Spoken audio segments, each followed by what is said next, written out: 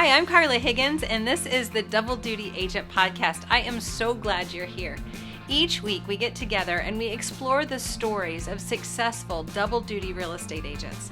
And from their stories, you can find the solutions to overcoming your challenges and the keys to unlocking your success. Are you ready? Let's get started.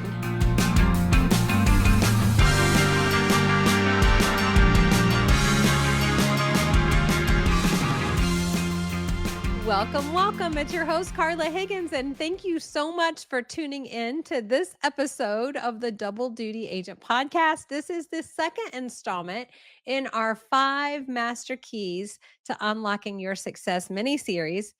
Last week, we talked about unlimiting your beliefs, and we talked about how your mindset is foundational to your success. How did you do with your action items from last week's episode?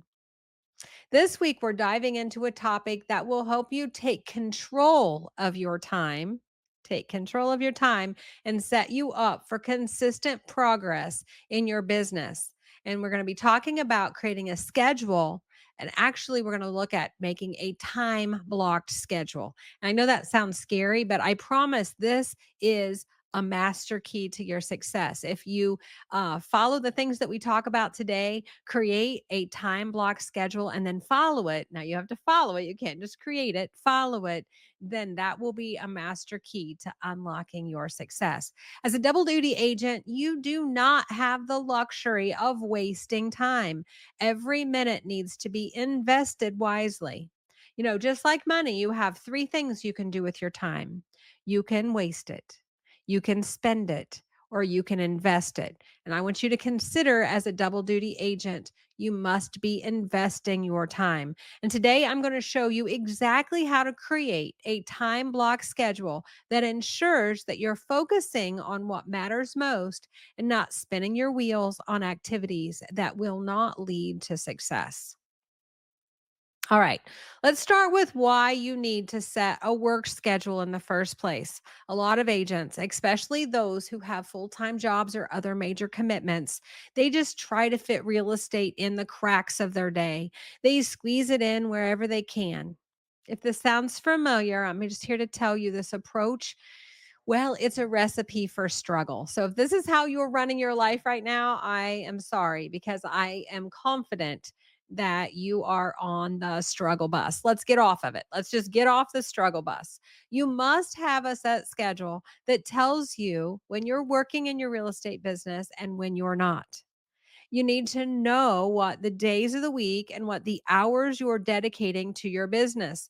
Without this structure, well, it's easy to lose focus, get overwhelmed, or worse, just simply burn out.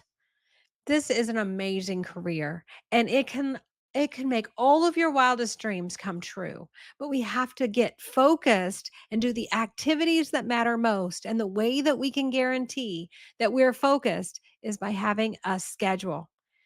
This does not mean that you need to be available 24/7 for real estate. I encourage you to schedule time for family, for self care, for any personal commitments that you have, right? You have to schedule time for your other job or your other commitment, whatever that is. And then you're going to have time that is dedicated just for building and growing your real estate business. And when it's time for that time, then you get focused on that. A few weeks ago, we talked about counterbalancing and time blocking. Having a time block schedule and counterbalancing go hand in hand. So, what's the first step? You need to sit down and map out your week. If you know you can only work evenings and weekends on real estate, then that's the time that you block for real estate. That becomes your work hours for real estate, and then you stick to it. This is your new work schedule, and you treat it just like any other job you've ever had. The difference is here, though, you're the boss, and it's up to you to enforce those boundaries. I know that's challenging, right? But it is. It's up to you to enforce those boundaries. If you're going to call in sick, then be realistic about it and say, I'm calling in sick. I need to make up my time. Decide how many sick days, how many vacation days, and how many personal days do you get as your employee of your real estate business. So we have to get really clear with ourselves. After we've decided on our schedule, now it's time to get down to business. And this is time blocking so that we make sure that our job responsibilities get handled. Once you have your schedule set, your next key then is time blocking. Time blocking is simply the practice of scheduling specific tasks during specific blocks of time. It's like making appointments with yourself to get the important work done. Why is time blocking so effective? Well, let me tell you, it's because it eliminates decision fatigue. You don't have to wake up every day wondering, what should I focus on? The decision has already been made. This keeps you focused and on the activities that will actually move your business forward. It'll help you not focus on the shiny objects, not get distracted because you have an appointment with yourself to do this specific job that is in front of you to do. The important thing to understand is that not all tasks are created equal. As a double duty agent, you need to focus 100% of your work on the activities that invest in your success. You don't have time to waste on tasks that won't lead to business growth. So that's what you should be time blocking. Let's break down what you should spend your time on. There are 5 key responsibilities that drive your success as a real estate agent, and these are non negotiable if you want to build a thriving business. The first one is conversation practice and skill building. We talked about this in last week's Coach's Corner, but you can't just wing it in this business. If you want to be effective, you need to practice the conversations that move clients forward to making decisions. This is where role playing and skill building can come in. So you need to time block at least 30 minutes to maybe an hour a week for your conversation practice. And whether it's practicing with a colleague or a family member or listening to scripts in the car while you're driving, I did that a lot when I was a double duty agent. That's how I learned objection handlers, was listening to scripts while I was driving my car. All right. The next one is lead generation. If you've been with me very long, you know lead generation is not anything other than talking to people. This is the foundation of your business. Without leads, you don't have clients. Without clients, you do not have closings. You should be spending at least 1 hour a day generating leads. And this could be anything from calling your sphere, your SOI, your sphere of influence, people who already know you, like you, trust you, or reaching out to past clients. It could be door knocking, or it could be hosting open houses and following up with the people that come to your open house to see if they can be your client. But lead generation, I have a lead generation system built into the double duty 5x5. And that's just one simple way to stay consistent. But lead generation needs to be time blocked on your calendar. You need to have a space, an appointment with yourself to lead generate. Lead follow up, this is it's absolutely one thing to generate leads, but if you're not following up consistently, you're leaving money on the table. That's all it is. So you have to block out time to follow up with your leads. This could be checking in with people you've met at open houses, responding to anyone. This is simply just staying in connection with, staying in communication with people who told you yes, or maybe they may need your help with real estate. That's all lead follow up is. The next one of your job responsibilities is going on appointments. These are your listing consultations and your buyer strategy sessions, also known as buyer consultations. But buyer strategy sessions, this is where you put your skills into play. You need time blocked for these. So you're going to have a space on your calendar that is held open for appointments. And if you didn't schedule any appointments, then what do you suppose maybe you could use that time for?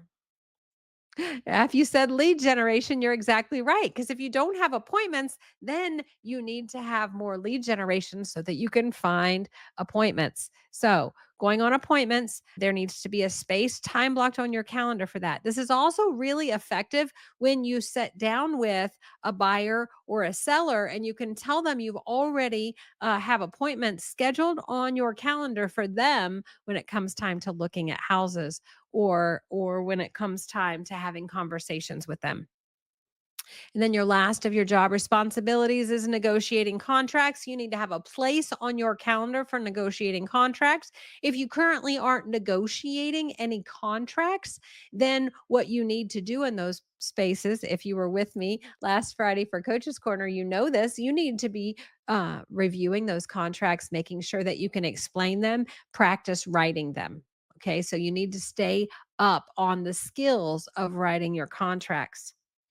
And then there's a few other things that you're going to time block on your calendar. One of them is going to be a time for administrative activities. If you do not time block for your administrative activities that you need to do to be successful, then what will happen is that you will use other important time, your lead generation time, your conversation practice time, your lead follow up time to do admin work. And if you concentrate all of your time doing admin work, well, eventually you're not going to have any admin work to do because you're not going to have any business. And then there's one other thing that I highly recommend you consider time blocking on your calendar, and it is called swimming in the crazy. I heard this in a class once, and it absolutely sang songs to me. And when I started implementing this on my own calendar, it changed my life.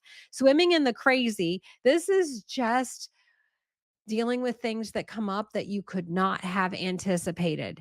And what will happen is you'll be lead generating and or you'll be at work and before you even get to lead generating, somebody will present you with a problem and you forego your lead generation or your lead follow-up time to handle that problem or challenge. And if you have space on your calendar for dealing with the crazy, you can deal with it then. And then you say this to yourself: I've got an appointment at 5 o'clock to lead generate. And then I have a space for swimming in the crazy. And that's when I'm going to problem solve. So consider putting swimming in the crazy in your calendar, and it will help you protect the other blocks that you have on your calendar.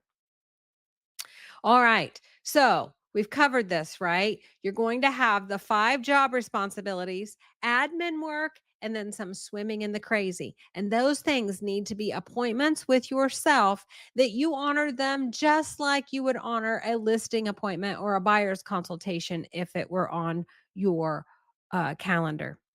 All right, some strategies to help you with that. Here's one of the my favorite, most effective strategies that I practice in my own time blocking of my calendar, and this is themed days. Themed lead generation days. And it could be something like this. On Mondays, if you're doing open houses, maybe on Mondays, this is the day that you dedicate to following up with all of the leads that came in last weekend for your open houses. And also on Mondays would be when you schedule your open houses for the following weekend so that you can run your system during the week to make sure that people get to your open house. So Mondays would be all about open houses. And then Tuesdays, this might be the day that you focus on your database calls. You reach out to your sphere of influence and past clients, anyone that's in your database. And then on Wednesdays, maybe this is the day that you door knock or you call your neighborhood around your open houses or you whatever other lead generation strategy you're employing. And if you're only working database, there's not a problem with that. Every day then could be database day. So that could be a thing. And maybe Thursdays is the day that you go back and you try to reach anybody that you tried to reach earlier in the week and left a message and hadn't heard back from them yet. Maybe this is the day that you go back and follow up with your calls for the week to make sure that you get the conversations in with the important people that you need to talk with. And then Friday, this was my follow up day, a follow up Fridays. I told you about that earlier. This is when you check back with any leads you have, anyone that said yes or maybe. And then also, this is the day that you follow up with your buyers and sellers that are currently actively in your pipeline. The idea is to break it up so each day you know who you need to speak with. You're not overwhelmed with trying to do everything at once, and you make sure every little bucket in your business gets attention every week. So it also creates momentum because you know exactly where to focus. And so you don't just spend a whole lot of time figuring out who am I going to call today. Sometimes that can take 30 minutes of your 1 hour lead generation block. You're already going to know every day who you need to speak with. Another strategy that I recommend that you consider, actually, I strongly recommend that you consider, is a practice that's called you can't erase, you must replace. So after you have all of these things on your time block, and all of a sudden something comes up, like your child has an appointment, or you have to go to back to school night at your kid's school or parent teacher conference, and you have to move the block that you had there. You can't just erase it. You pick it up and you move it somewhere else. So think of the blocks on your calendar as these little building blocks of your business. And you can't just throw a block away. That's what erasing it would be. You pick the block up and you move it to another place on your calendar so that you can make sure that you take care of those tasks. And this is what creates consistency in your business. Now, I want to make sure that you avoid burnout. And the way you do that is you have to prioritize self care. I have to emphasize this. This is so important. You have to take care of yourself. And time blocking, while it's crucial for your business, you also need to block out time for rest, for relaxation, for your family, and for personal commitments. This is going to prevent burnout and keep you performing at your best. It's easy to feel like you need to work every waking hour to succeed, especially when you're trying to do two things, your job or your other commitment and real estate. But remember, success in real estate is about creating consistency, it's not about hustle. Throw hustle out the window. Make sure you're scheduling time for your family, your friends, your hobbies, your personal care. This is a marathon, not a sprint. I know you want to get across the goal line. I know you have goals that is so important and you want to get across the finish line. But just remember, it is a marathon and we have to have breaks. We have to fill up our cup. You cannot pour from an empty cup. You just can't. Okay, it's time for your action item of the week. I want you to sit down and I want you to create your schedule. Start with your schedule. Don't time block it. Just start with a schedule. I want you to take a piece of paper, write down the hours, figure out when are you asleep? When are you at your other job or other commitment? What family commitments do you have? What other commitments? Put that all on your schedule and then find the space that's left over and then consider that space that's left over and design your work schedule. These are the hours that I work. If you ever had a job, I worked at Hardee's when I was in high school. And on Fridays, I went into the manager's office and I wrote down my schedule for the next week. And so I knew on Mondays at what time I needed to be at work and what time I got off so I could plan my life around it. Well, we're kind of doing this the reverse way. You put your life on the schedule first and then you plan your business hours around that. So set your work schedules, choose the specific days and hours that you'll dedicate to real estate and be realistic. Make sure this is something that you can commit to consistently. Consistent commitment to your schedule is critical to success. You're going to time block those 5 key responsibilities. You're going to time block your conversation, skill building time. You're going to time block your talking to people time, your lead generation. You're going to time block your lead follow up, talking to the people that said yes or maybe on a consistent, regular basis until they're ready to move forward with their real estate plans. You're going to time block space for appointments. If you don't have appointments, that's fine. I would suggest that you lead generate if you don't have appointments, but you could do other things in that time block if you don't have appointments as well, based on your priorities for your business. And then you need the time block space to negotiate contracts. If you currently don't have any contracts to negotiate, then make sure that you're building your skills in those areas. And if you've built your skills in those areas and you can absolutely write a contract in your sleep and you know them forward and backward and you can explain them to your clients, and you don't currently have any contracts, then maybe you need to lead generate some more. Or maybe there's some other priority in your business that you could plug in that space. But make sure you have space on your calendar to do that, so that when you do have to write a purchase agreement, a listing contract, whatever that looks like, you are not feeling stressed trying to plug it in somewhere. You have a space dedicated for it. All right. And then I want you to make sure that you put in your admin time, some space for that. And that is not the bulk of your business. That is a small amount of time, and then swimming in the crazy. Consider incorporating some themed lead generation days or follow up Friday into your schedule. And then make sure you block out time for self care. When you get all finished, I want you to add up the time that you're spending in real estate and make sure that at least 1/3 of that time is spent working on your business, not in your business. Make sure that 1/3 of that time, a minimum 1/3 of the time that you're dedicating to your real estate, is lead generation time, where you are talking to people to find people who need your help.